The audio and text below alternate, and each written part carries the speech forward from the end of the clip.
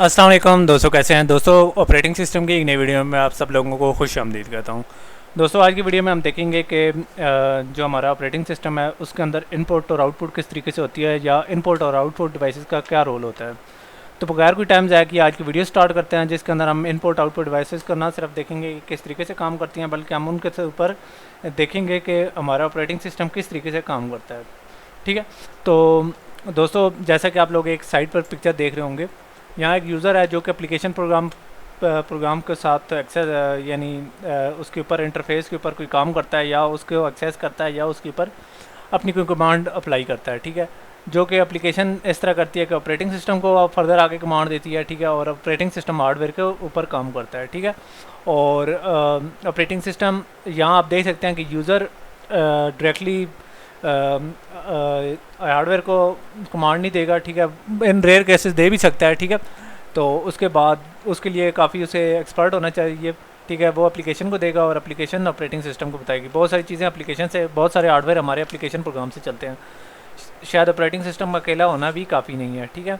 अगर हमने प्रिंट देना है तो हम किसी चीज़ का प्रिंट देंगे, उस एप्लीकेशन के थ्रू देंगे, जो कि आगे ऑपरेटिंग सिस्टम को बताएगा। यहाँ लेकिन एप्लीकेशन दोनों तरफ से अपनी जो कम्युनिकेशन है दोनों तरफ करती है, यानी यूज़र के साथ भी करती हैं, ऑपरेटिंग सिस्टम के साथ भी करती हैं। सिमिलरली ऑपरेटिंग सिस्टम एप्लीकेशन के साथ भी करता है और हार्डवेयर के साथ भी करता है। इन शॉर्ट वे अगर मैं आप लोगों को बताऊँ कि अगर एप्लीकेशन को भी निकाल दिया जाए, यूज़र अगर डायरेक्ट ऑपरेटिंग सिस्टम से भी इंटरफेस करे, तो हम ये कह सकते हैं कि यूज़र और हार्डवेयर के दरमियान इंटरफेस है। लेकिन अगर हम रियल में एसेंस में देखें तो जिस तरीके से ये है, तो हम ये कह सकते हैं कि हमारा ओएस एक या ऑपरेटिंग सिस्टम हमारे एप्लीकेशन प्रोग्राम और या एप्लीकेशन सॉफ्टवेयर और हार्डवेयर के दरमियान एक इंटरफेस है। ठीक है। तो इसमें होता क्या है आईओ डिवाइसेस में। ठीक है। तो आईओ डिवाइसेस में इस तरह होता है कि जो हमारे रोज़मर्रा के इनपुट आउटपुट के फंक्शंस हैं, वो उनकी ख्याल हमारा ऑपरेटिंग सिस्टम रखता है। जिस तरीके से हम प्रिंट की कमांड दे देते हैं, तो उसके बाद ऑपरेटिंग सिस्टम ही जो कुछ करवाना होता है इनपुट आउटपुट डिवाइसेस से, वही कुछ करवाता है। ठीक है।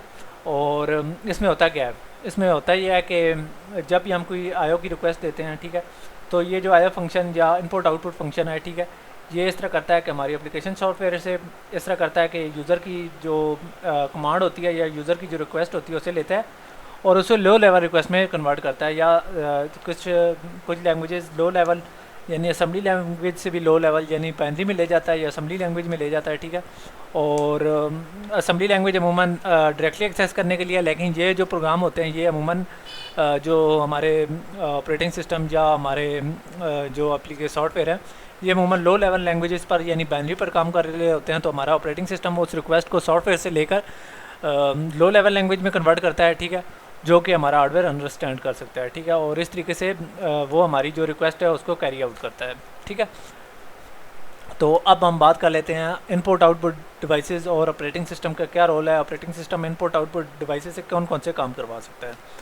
तो दोस्तों, इनपुट आउटपुट अमूमन इस तरह कर लेता है कि जो हमारा ऑपरेटिंग सिस्टम है इनपुट आउटपुट डिवाइसेस से अमूमन इनपुट लेता है। इनपुट किन डिवाइसेस लेता है, तो वो इनपुट डिवाइसेस होती हैं जैसे कि हमारे कीबोर्ड हो गए हैं, और ये कीबोर्ड की आपके सामने पिक्चर है। इसी तरीके से हमारा माउस हो गया, उसके अलावा हमारा माइक्रोफोन हो गया। ठीक है। डिजिटल कैम हो गया। ठीक है। और स्कैनर हो गया। ठीक है। और इसके अलावा हमारा वेब कैम हो गया। तो ये हमारी इनपुट आउटपुट डिवाइसेस हैं। ठीक है। और इसके अलावा जो हमारा ऑपरेटिंग सिस्टम है वो हमारी आउटपुट को कंट्रोल करता है। आउटपुट कैसी होती है, जैसे प्रिंटर के ऊपर ये पिक्चर पर आ रही है, मॉनिटर के ऊपर हमारी पिक्चर शो हो रही है। इसी तरीके से हमारा जो है स्पीकर है उससे आवाज़ आ जाती है। ठीक है। और सिमिलरली और बहुत सारी डिवाइसेस हैं। ठीक है। जिनको हम एज ए यूज़ कर सकते हैं। ठीक है।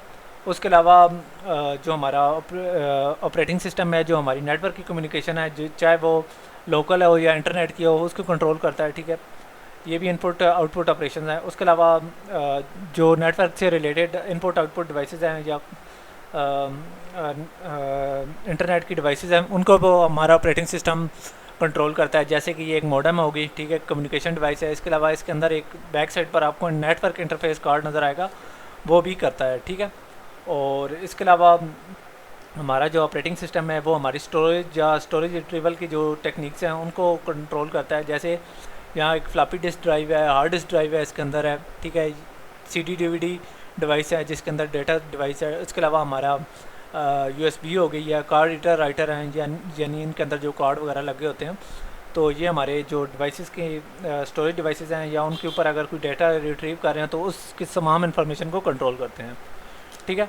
और उसके अलावा हमारे जो मल्टीमीडिया के डिवाइसेस हैं जैसे कि ऑडियो वीडियो हो गई, स्पीकर हो गया, कैमरा हो गया, वेब कैम हो गया, ठीक है। और उसके अलावा माइक्रोफोन हो गया, डिजिटल कैम हो गया, या इस तरीके से हमारे मल्टीमीडिया के जो फंक्शन हैं, ठीक है, स्पीकर्स या कुछ भी हैं, ठीक है।